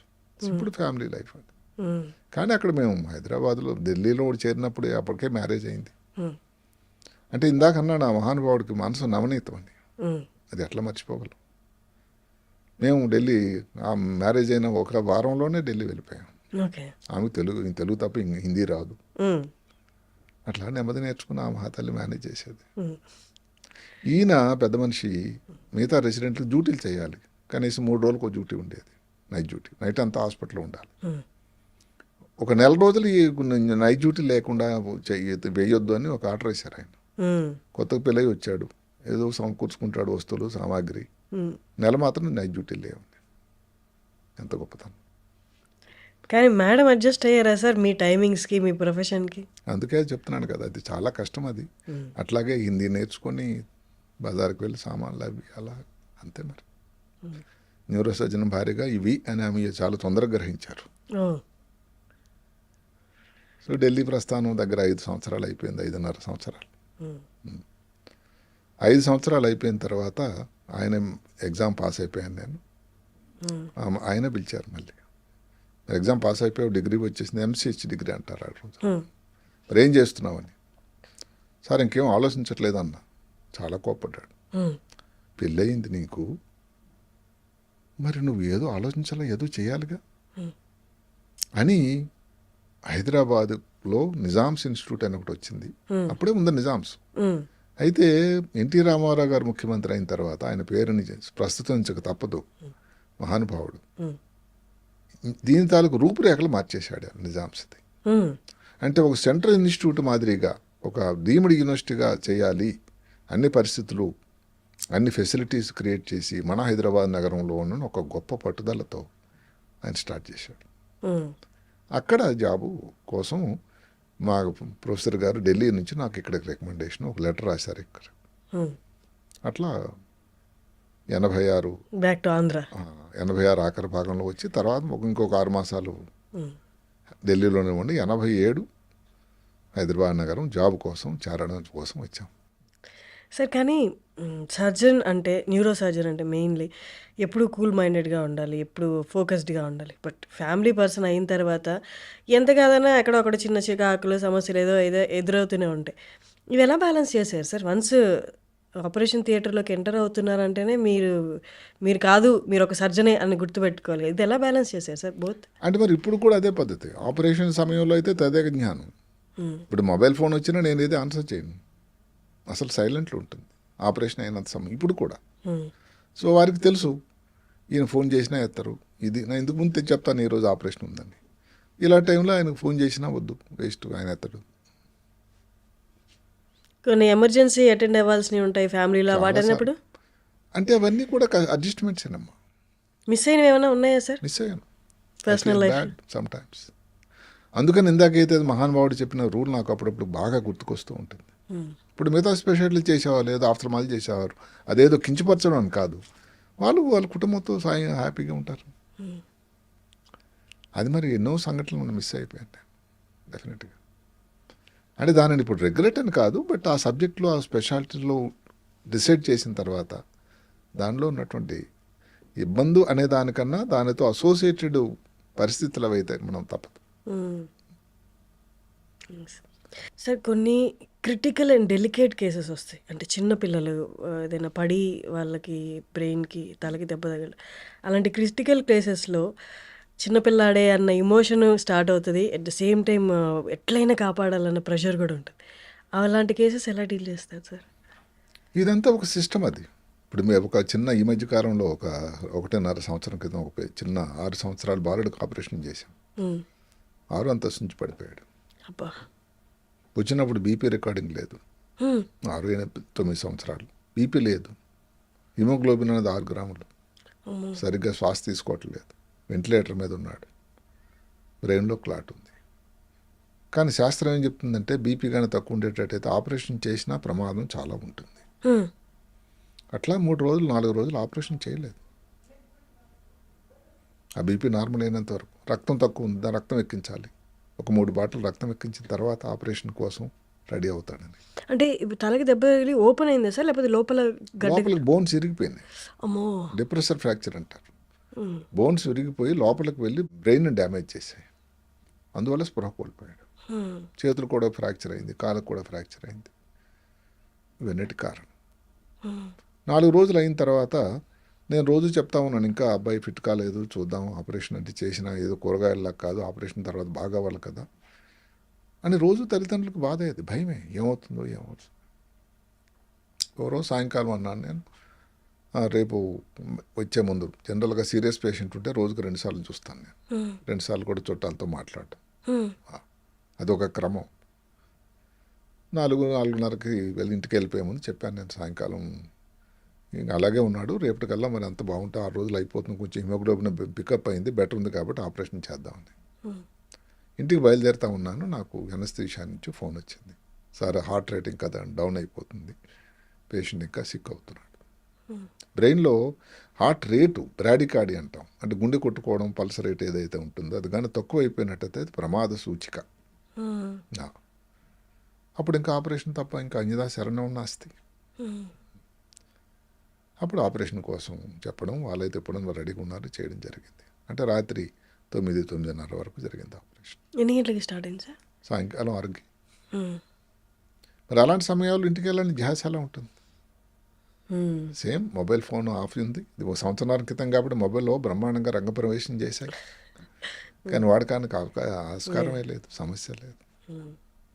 ఆ తర్వాత కొన్నాళ్ళు అయిన తర్వాత చాలా బాగా అయ్యాడు. ఈరోజు అబ్బాయి స్కూల్కి వెళ్తున్నాడు. ఇప్పుడు దానికంటే సంతోషం ఏం కావాలి? మొత్తం నార్మల్కి వచ్చేసాడా సార్? ఆ బ్రెయిన్కి బోన్స్ గుచ్చుకొని డ్యామేజ్ అవన్నీ కూడా దాన్ని తీసేసి బోన్ పీసులన్నీ సెపరేట్గా తీసేసిన తర్వాత అక్కడ ఒక ఖాళీ చోటు ఉంటుంది. బాగా అయిన తర్వాత దానికి మళ్ళీ ఇంకా వేరే ఆపరేషన్, 2 ఆపరేషన్ చేశాం. ఆ ప్రొటెక్షన్ కోసం అక్కడ బోన్ ప్లేస్లో పుర్రి భాగం ఏదైతే లేదో దాని మీద ఇంకొక బోన్, ఒక ఇంప్లాంట్ అని ఉంటుంది, ఓకే, అది అమర్చాం. దాంట్లో కూడా కొత్తగా ఒక పద్ధతి వచ్చింది, పీక్ అని. ఎక్కడో జర్మనీ నుంచి ఒక మెటీరియల్ వస్తుంది, కొంచెం కాస్ట్లీ. దాన్ని ఆ మెదడు పైన ఉండేటువంటి ఈ ఆచ్ఛాదన బోన్ ఏదైతే లేదో దాని షేప్లో చక్కగా ల్యాబ్లో తయారు చేసి, అంటే దాని ముందు స్కాన్లు చేసి అంత పెర్ఫెక్ట్ ఫిట్టింగ్ అనమాట. ఈరోజు ఆపరేషన్ అది పెట్టామని తెలియడానికి కూడా లేదు, చక్కగా ఉన్నాడు. పరిస్థితులు చాలా మారాయి. అవును సార్. సార్ ఒక సినిమాలో, జీన్ సినిమాలో మనం కాన్సెప్ట్ ఒకటి చూస్తాం, లెఫ్ట్కి చేయాల్సిన సర్జరీ రైట్కి చేసేసారు. అది రియాలిటీలో అలాంటి మిస్టేక్లు జరిగాయి సార్? అలా జరిగే ఆస్కారం ఉందా అసలు? జరుగు. మనిషి ఎక్కడైనా కానీ, ఇప్పుడు అమెరికాలో కానీ, హైదరాబాద్లో కానీ, ఢిల్లీలో కానీ చేస్తున్న సర్జన్ మనిషే కదండి. అవే జాగ్రత్తలు తీసుకోకపోతే ఇబ్బంది అవుతుంది. అందుకని ఆపరేషన్ థియేటర్లో ఒక రూల్ ఉంటుంది, ఇక్కడ బోర్డు ఉంటుంది, పేషెంట్ పేరు, ఆపరేషన్, సర్జన్ చేయబోయే సర్జన్ పేరు, ఎటువైపు చేయాలి అని దాని మీద బోల్డ్ లెటర్స్లో రాసి పెట్టాలి. లేకపోతే సర్జన్ ఆపరేషన్ చేయడానికి అసలు అతనికి అర్హత లేదు. అంటే సార్ మీరు స్కాన్లో ట్యూమర్, ఫర్ ఎగ్జాంపుల్ ట్యూమర్ అనుకుంటే స్కాన్లో ట్యూమర్ క్లియర్గా కనిపిస్తూ ఉంటుంది కదా sir, but still left right అన్న కన్ఫ్యూజన్ ఎలా అటు వస్తుంది? కూడా మార్కింగ్ ఉంటుంది. 1-2 సార్లు కన్ఫర్మ్ చేసుకుని ఎవరైతే అసిస్టెంట్లు ఉన్నారో పర్టికులర్ నుండి ఎనస్థీషియా వాళ్ళతో ఇన్ని అయ్యి అప్పుడు కుడి పక్కన ఒక పేరు చెప్పడం కాదు కానీ ఒక ప్రఖ్యాత సినీ యాక్ట్రెస్, హీరోయిన్, వారి మదర్కి ప్రపంచంలోనే బెస్ట్ హాస్పిటల్ అమెరికాలకు తీసుకెళ్ళి వైద్యం జరిగింది. ఇది అందరికీ తెలిసిందే. జరగాల్సిన సైడ్ కంటే తప్పు సైట్లో జరిగింది ఆపరేషన్. అమెరికా నుండి కూడా మానవులు మనుషులే కదా. అంటే మనుషుల నుంచి ఏదైతే ఒక సర్టన్ పర్సంటేజ్ మిస్టేక్ అన్నది సహజం ఎక్కడైనా. ఇది అందరికి తెలిసిన హీరోయిన్ శ్రీదేవి గారు పేపర్లో అన్నింటిలో వచ్చింది కదా సార్. సరే, అక్కడ out of the court settlement ఏదో అయింది, అవన్నీ మనం కాదు. నేను చెప్పడం ఏంటంటే అంత గొప్ప హాస్పిటల్ అది అమెరికాలో, ప్రపంచంలోనే గొప్ప హాస్పిటల్. అందుకని దానికి ఈ అవకాశాలు ఉన్నాయి కాబట్టి 1-2 సార్లు 3 సార్లు ఆపరేషన్ ముందు మననం చేసుకోవాలి, రైట్ సైడ్ ఉంది, రైట్ సైడ్ ఉంది, రైట్ సైడ్ ఉందని బోర్డు మీద రాయాలి, చుట్టుపక్కల వాళ్ళతో ఒకసారి కన్ఫర్మ్ చేయాలి, రిపోర్ట్ను ఒకసారి కన్ఫర్మ్ చేయాలి, అప్పుడు ఆపరేషన్ అటు పక్కన మొదలు పెట్టాలి. లేకపోతే తప్పులు జరగడానికి అవకాశం తప్పకుండా ఉంది. ఇక్కడ సీనియారిటీ జూనియారిటీ కాదు, అప్రమత్తం. ఏదన్నా కానీ ఈజీగా తీసుకుంటే మాత్రం ప్రమాదం. ఇప్పుడు పొట్ట అనేది ఒకటే ఉంటుందండి, కట్ చేసి సరిపోతుంది, ఛాతీ ఒకటే ఉంది. ఇప్పుడు ఎవరైతే 2 అవయవాలు ఉన్నాయో అక్కడే వస్తుంది ఇబ్బంది, 2 భాగాలు ఉన్నాయో అక్కడే వస్తుంది ఇబ్బంది. మరి కంటి మీద పొరపాటు, తప్పు కంటి మీద ఆపరేషన్ చేసినవి చాలా రోజుల క్రితం పెద్ద ఇష్యూ అయింది హైదరాబాద్ భాగ్యనగరంలోనే. ఎక్కడైనా తప్పులు జరుగుతాయండి, ఎవరు చేశారని మనం పక్కన పెడదాం. తప్పులు జరిగేదానికి ఆస్కారం ఉంది కాబట్టి దానికి అప్రమత్తత, ఒక పద్ధతి, ఒక డిసిప్లిన్ చాలా ముఖ్యం. జీవితాలతో ఆడుకునే ముందు ఇవన్నీ ముఖ్యం కదా సార్. డాక్టర్స్కి కూడా ప్రెషర్ ఉంటుంది నార్మల్ లైఫ్లో, అండ్ ఇప్పుడు వస్తున్న లైఫ్ స్టైల్ వల్ల మతిమరుపు కూడా స్టార్ట్ అవుతుంటుంది. అంటే ఆఫ్టర్ ఆల్ డాక్టర్ కూడా నార్మల్ హ్యూమన్ బీయింగ్ కదా సార్. ఇలా ఇవేమీ బయటికి కొట్టొచ్చినట్టు కనిపించే కాదు. వారికి లోపల ప్రెషర్ ఉందా, లేకపోతే వారికి కొంచెం మతిమరుపు ఏమన్నా స్టార్ట్ అవుతుందని. బట్ స్టిల్ వాళ్ళు సర్జన్గా ఉన్నప్పుడు లోపలికి వెళ్తున్నప్పుడు వాళ్ళు లోపలికి వెళ్ళాలా లేదా అన్నది ఎలా డిసైడ్ చేస్తాం సార్? అంటే ఏమైనా స్టాండర్డ్స్ ఉంటాయా? అంటే ఇప్పుడు ఆపరేషన్ చేయాలి, చుట్టాలను ఫస్ట్ దానికి ఒక పెద్ద ప్రక్రియ ఉంటుంది. ఫస్ట్ కన్సెంట్ అని ఉంటుంది. అంటే చుట్టాలతో ఆపరేషన్ ముందు ప్రతి వివరం డీటెయిల్డ్గా చెప్పాల్సినటువంటి ఇన్ఫార్మ్డ్ కన్సెంట్ అని ఉంటుంది. తెలుగు వాళ్ళైతే తెలుగులో, ఇంగ్లీష్లో అయితే ఇంగ్లీష్, వాళ్ళని ఏ భాష అయితే ఆ భాషలో. వాళ్ళు అడిగిన ప్రతి ప్రశ్నకి ఓపికగా సమాధానం చెప్పి వాళ్ళ తాలూకు సిగ్నేచర్ తీసుకుని, అంటే వాళ్ళ అనుమతి తీసుకున్న తర్వాతే పేషెంట్ను ముట్టుకునే హక్కు డాక్టర్గా ఉంది. సో ఇక్కడ తెలిసిపోతుంది doctor is in good condition అనేది, అప్రమత్తంగా ఉన్నారనేది. వాళ్ళన్నీ రెడీగా ఉన్నట్టయితేనే మనం ఆపరేషన్ చేయగలం. వాళ్ళు చాలా క్వశ్చన్ అడుగుతారు. అంటే సహజంగానే ఎప్పుడు ఇది క్యాన్సర్ కాదా, ఎడం పక్కన ఆపరేట్ చేస్తే మాటలో తేడా రావచ్చు అని చెప్తాం. మరి ఎన్నాళ్ళలో మాట్లాడతాడు, కాలు చేయి పడిపోతే మరి ఎప్పుడు బాగవుతాడు, ఇంకెన్నో ప్రశ్నలు. 4 కుట్లు తీస్తారు, బ్రెయిన్ అంతా పురుభాగం అంతా ఓపెన్ చేస్తారు. అలాంటి సిల్లీ ప్రశ్నల నుంచి ముఖ్యమైన ప్రశ్నలు, అవసరమైన ప్రశ్నలు కూడా చాలా ఉంటాయి. కనీసం 4 నుంచి 5 యావరేజ్ అటువంటి అటెండెన్స్. ముఖ్యంగా ముందు గవర్నమెంట్లో కానీ ఎక్కడ కూడా కార్పొరేట్ రంగంలో ఇది మరీ ఎక్కువ అయిపోయింది. గత 32 సంవత్సరాల నుంచి కార్పొరేట్ రంగంలో ఏదైతే ఇప్పుడు నేను వైద్యం చేస్తున్నానో అక్కడ ఇంకా స్ట్రెస్తో కూడుకున్నది. ఆపరేషన్ చేసే టైంలో కూడా ఇందాక చెప్పాను ఒకటి, హైపోటెన్షన్ అంటే బీపీ చాలా తక్కువ చేసి ఆపరేషన్ చేయాల్సి ఉంటుంది. బ్రెయిన్లో ఎన్యూరిజమ్స్ అని ఉంటాయి, అంటే చిన్న బొబ్బిల్లాగా వస్తాయి రక్తనాళాల్లో. చాలా ప్రమాదమైన ఆపరేషన్, ప్రమాదమైన కష్టం. మరి అలాంటి ఆపరేషన్ చేసినప్పుడు ఎనస్థీషియా వాళ్ళకి చెప్తూ ఉంటాం, కొంచెం బీపీ తగ్గించండి, ప్రమాదం ఉంది అని. ఆయన తగ్గిస్తాడు. అదే చాలామందికి జోకులు వేస్తూ ఉంటాను. పేషెంట్కి బీపీ రికార్డింగ్ కోసం అక్కడ సాధనాలు ఉన్నాయి, బీపీ ఆపరేటర్స్ ఉంది, ఆర్టీలు లేనని వేస్తారు. మరి చేస్తున్న సర్జన్ తాలూకు పరిస్థితి ఏమిటో. బీపీ అది ఎన్ని లోటుపాట్లకి హెచ్చు తక్కువ అవుతుంది, అంత పల్స్ రేట్ కొట్టుకుంటుంది. అలాగ ప్రతి అలాంటి కాంప్లికేషన్ ఆపరేషన్ అప్పుడు కూడా చేస్తున్న సర్జన్కు ఇంత లోటుపాట్లకి ఎదురవుతాడు ఆయన, ఆటో పోర్ట్లకి. అంటే మరి హెల్త్ మీద కూడా దాని తాలూకా ప్రభావం కొంత గొప్ప ఉంటుంది కదా. అయితే ఇవన్నీ లెక్కలేసి క్యాలిక్యులేషన్ చేసి 1+2 3 అని చేసేదానికి ఆస్కారం లేదు.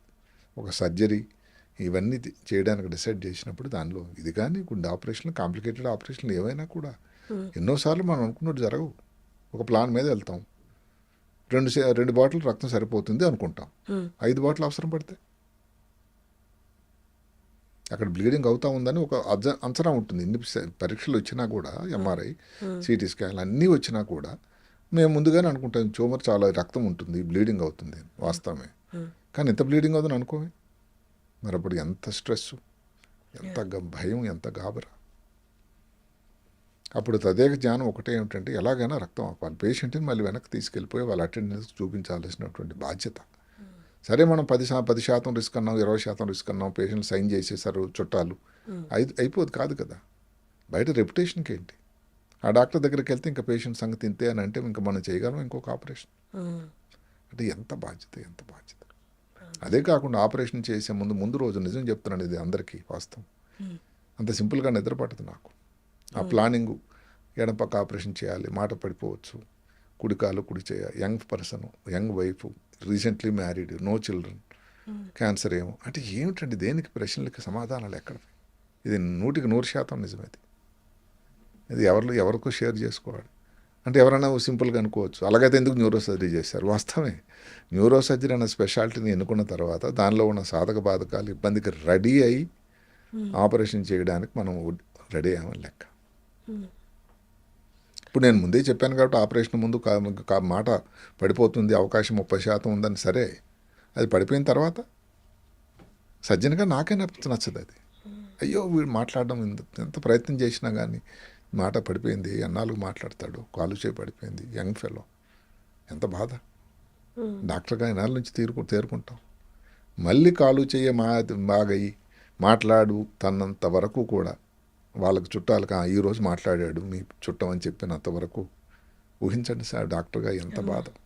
అక్కడ ఎంత ఫీజు వస్తుంది, లభ్యమవుతుంది, కార్పొరేట్లోనే కాదు.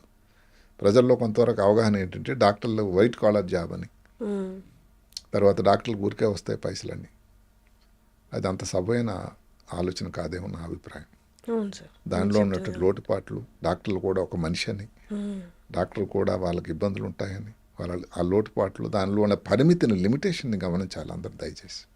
ఇన్ని వేల సక్సెస్ఫుల్ సర్జరీలు చేసినా ఒక్క చిన్న సర్జరీ అటు ఇటు అయినా కానీ ఒక కైండ్ ఆఫ్ నిరాశ, లేకపోతే అంతా మన చేతిలో ఉందా అనుకుంటా ఇంత సక్సెస్ చూసినా కానీ ఏది మన చేతిలో ఉండదు, అంత దైవ నిర్ణయం, లేకపోతే మన ప్రయత్నం మనం పెట్టాము తర్వాత రిజల్ట్ అవును, వదిలేయాలి అన్న సందర్భాలు వచ్చాయి సార్. దేవుడి మీద వదిలిపెట్టకుండా అది కొన్ని రోజులు నాకు అది సంతోషకరంగా ఉండదు. మ్మ్. మా శ్రీమతి గ్రహిస్తారు, ఏమైంది సర్జరీ, ఎలా అయింది జరిగిందని. బాగాలేడు పేషెంట్. సో రాత్రి మళ్ళీ ఫోన్లో పేషెంట్ బాగాలేడు సార్, మళ్ళీ రాత్రి మీద వెళ్ళి చూడటం. మ్మ్. ఇక్కడ చుట్టాలకు మనం చెప్పేసాము రిస్క్ పర్వాలేదని కాదు. అక్కడ పేషెంటే, ప్రతి పేషెంటు 100% ఆ కుటుంబానికి 100%. మ్మ్. ఇక్కడ 10% చెప్పాము కాబట్టి పర్వాలేదని కాదు కదా. ఆ కుటుంబం 1% రిస్క్ చెప్పినా కూడా ఆ కుటుంబానికి అది 100%. నా లెక్క అది. అంతే అంతే. మ్మ్. ఆయన ఆ కుటుంబానికి సంపాదనకారు, కుటుంబం అంతా ఆయన మీద ఆధారపడి ఉంది. ఏదైనా ఇబ్బంది వచ్చి ఆయన ఉద్యోగానికి వెళ్ళలేని పరిస్థితి వస్తే మ్మ్. ఎంత బాధాకరం. అందువల్ల అందులో ఆ పార్ట్ ఆఫ్ ఇది షేర్ చేసుకోక తప్పదు. ఓకే. అటెండెన్స్ రోజు దీనిలో తీసుకోవాలి, కాన్ఫిడెన్స్లోకి. నా ప్రయత్నం నేను చేశాను, ఇంకా చూద్దాం, ప్రయత్నం అవకాశం ఉంది, చిన్నపిల్లాడు అవకాశం ఉంది. క్యాన్సర్ అన్న ఈ రోజుల్లో ఎన్నో సాధనాలు వచ్చాయి, మంచి రేడియేషన్ వచ్చింది, ఇంకేదో కీమోథెరపీ వచ్చింది, ఏదో దగ్గరలో ఉద్యోగానికి వెళ్తాడేమో, మీ కుటుంబానికి కూడా ఉపయోగంగా ఉంటాడు. ఇలాంటి ప్రతిరోజు అందుకనే చాలా చాలా చాలా మంది పేషెంట్, నా చుట్టాల పేషెంట్లు ఏంటంటే దే ఆర్ బికమ్ మోర్ ఒక రిలేషన్ లాగా అయిపోతుంది నాకు వాళ్ళు. అదే సార్, ఈ మొత్తం జర్నీలో మర్చిపోలేని ఆనందకరమైన సంఘటనలు. 52 సంవత్సరాల ప్రస్థానం. మ్మ్. మా ఊరికి 70లో వదిలిపెట్టిన తర్వాత మొట్టమొదటిది విజయవాడ లైలా కాలేజ్. ఆ లైలా కాలేజీ మర్చిపోలేంది. ఎంబీబీఎస్ సీట్ వచ్చినప్పుడు మా చుట్టుపక్కల విలేజ్ వాళ్ళందరూ కూడా ఈ అబ్బాయికి విలేజ్ ఎంబీబీఎస్ సీట్ వచ్చిందని మ్మ్. చెప్తున్నప్పుడు మా తల్లిదండ్రులు పడ్డ సంతోషం, నేను పడ్డ సంతోషం, విశాఖపట్నం కాలేజీలో చేరడానికి వెళ్ళినప్పుడు ఉన్నటువంటి ఆ ఆలోచన మ్మ్. చాలా గొప్పది. అది కాకుండా జీవితానికి ఈ రోజున పెద్ద మలుపు త్రోవ తీసినటువంటి all India institute medical sciences Delhi, మ్మ్. న్యూరో సర్జన్గా అవ్వడానికి నాంది ప్రస్తావన జరిగిన ప్లేస్. తర్వాత మా అబ్బాయికి సీటు న్యూరో సర్జరీని చేయకుండా కార్డియక్ సర్జరీ చేశాడు ఆయన. మ్మ్. మరి ఆ సీటు అదే ఎయిమ్స్లోనే మ్మ్. సేమ్. సేమ్ సీట్ వచ్చినప్పుడు అన్నిటికంటే చాలా ఉద్వేగానికి లోనయ్యాను. మ్మ్. ఎందుకంటే ఒక తండ్రి కొడుకు మ్మ్. సర్జికల్ స్పెషాలిటీస్లో మ్మ్. అదే బిల్డింగ్లో అలాంటి గొప్ప ఎంసీ ఇన్స్టిట్యూషన్లో చదవడం అవకాశం భగవంతుడు ఇవ్వడం, చాలా ఎమోషనల్ మూమెంట్ కదా సార్ అది. అది ఎట్లా మర్చిపో అదే సేమ్ బిల్డింగ్లో కొన్నేళ్ల తర్వాత. కొన్నేళ్ళ తర్వాత. సో మర్చిపోలేని సంఘటనలు అంటే ఇవే. ఇన్ని వేల సర్జరీస్ తర్వాత, ఇంత ప్రయాణం తర్వాత ఇంకా నాకు ఇది చెయ్యాలి అనిపించేది ఏదైనా ఉందా సార్ ప్రొఫెషన్లో? అంటే అది ఇంకా అంతులేని కదండి, ఏదో పాత సినిమా మాదిరి. అంటే ఏంటి, ఇంకా నాకు భగవంతుడు ఆరోగ్యం ఇచ్చినంత వరకు ఇంకా ఆపరేషన్లు చేయాలి, పేషెంట్లకు ఉపయోగకరంగా ఉండాలి, మ్మ్. పేషెంట్లు నా మీద ఉన్న నమ్మకం సన్నగిల్ల కన్నా ఉండాలి. ఒక ఎత్తు అయితే మ్మ్. ఇప్పుడు మా అబ్బాయి కార్డియక్ సర్జన్ అయ్యాడు. ఆయన చేయబోయే మొట్టమొదటి హార్ట్ ట్రాన్స్ప్లాంట్ మ్మ్. చేస్తానని ఆయనకి ఇంట్రెస్ట్. మ్మ్. ఆ ట్రాన్స్ప్లాంట్ చేశాడని విన్న రోజు మ్మ్.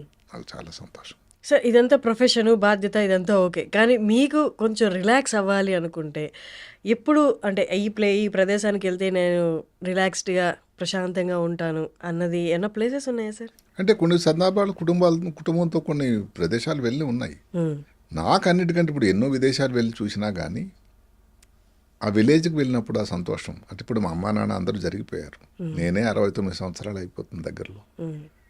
కానీ నాకు ఎప్పుడు మర్చిపోలేనిది ఆ చిన్న గ్రామం. ఇప్పుడైతే అక్కడ పరిస్థితులు చాలా మారాయి, సౌకర్యాలు మారాయి, విద్యుత్ వచ్చింది, రోడ్లు ఉన్నాయి. మ్మ్. పేరు సార్? కింతలి అని శ్రీకాకుళానికి 5 కిలోమీటర్లు. మ్మ్. ఎందుకు అంటే అది ఎప్పుడు మర్చిపోయిన జనని జన్మభూమిస్య స్వర్గాదపి కరియేసి, అంటే ఆ విలేజ్ని అట్లా మర్చిపోవాలి. మీ ఊర్లో వాళ్ళందరికీ మేబీ వాళ్ళు మీరు స్పెసిఫిక్గా న్యూరో సర్జన్ తెలియకపోయినా మీరు డాక్టర్ అని తెలుసు కదా సార్? అందరికీ తెలుసు న్యూరో సర్జన్ అని. న్యూరో వాళ్ళకి అర్థమవుతుందా ఈ సార్? రోజు కూడా హైదరాబాద్కి మ్మ్. చాలామంది వస్తారు. అంటే సరే వాళ్ళ నమ్మకం ఏదో అస్తవాసని, ఆయన చేస్తే వైద్యం సరిగ్గా చేస్తాడని, అనవసర వైద్యం చేయడని మన వాళ్ళని. మన వాళ్ళని, మన మధ్యన ఇక్కడ పుట్టి పెరిగిన అబ్బాయి అని. సో అన్నీ వాళ్ళకి తెలుసు కాబట్టి. అదే కాకుండా మిగతా వాళ్ళు ఇప్పుడు కూడా చాలామంది శ్రీకాకుళం నుంచి వస్తారు. అంటే రాష్ట్రం విడిపోయిన తర్వాత కొంతమంది అయ్యో హైదరాబాద్ అంటే మన ఊరు కాదు కదా అన్నట్టు పొరపచ్చాలు వచ్చినా కూడా వైద్యం కోసం హైదరాబాద్ ముఖ్యంగా నా దగ్గరికి చాలామంది వస్తారు. అది ఇంకో సంతోషకరమైన పరిణామం. అవును సార్. అంటే అంత సమస్యల్లో అంత బతుక చావా అన్న టైంలో మీ పేరు గుర్తు తెచ్చుకోవడం, మీరున్నారన్న భరోసా వాళ్ళకి కలగడం అనేది అదే ఇంకా కొన్ని సంవత్సరాలు చేయాలంటే ఉంటే నాది ఒక పంపింగ్ మెకానిజం అన్నమాట. అదే నాకు ఇన్స్పిరేషన్, అదే శక్తి.